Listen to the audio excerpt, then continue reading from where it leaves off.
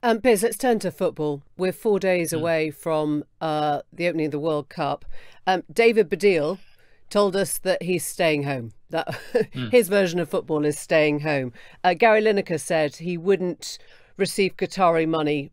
He doesn't like the feel of it. I think the word Baddiel used was reprehensible. Would you go to Qatar? You excited about the games?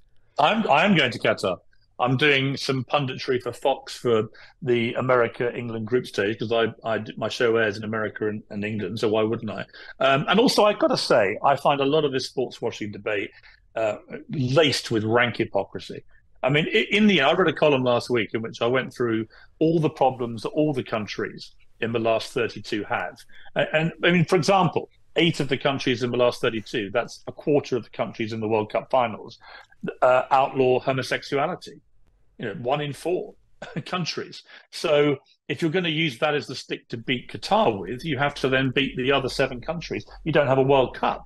And if you don't have it in Qatar, which is the first Middle Eastern country to have it, where do you have the World Cup? Do you go to Africa, where many countries it's illegal to be homosexual? Do you go there? So that rules out that continent. Do you go to America, which has rather draconian laws about abortion, which play very badly, for example, in the UK? In other words, once you start putting your moral halo on, right, where does it stop? And who is morally clean enough to actually host a World Cup? Are we? Are we the country that illegally invaded Iraq, which then started a 20-year reign of terror by ISIS? Are we morally clean enough to host a World Cup? I mean, I just think it's fraught with hypocrisy. So a lot of whataboutery there. Is that basically a big... It's not whataboutery, it's facts. Well, it's a 2 fingers up to members of the LGBT community and presumably to the thousands of migrant labourers that have died in the making of Qatar in the last 10 years or so. I mean, is that a kind of like Piers Morgan doesn't really care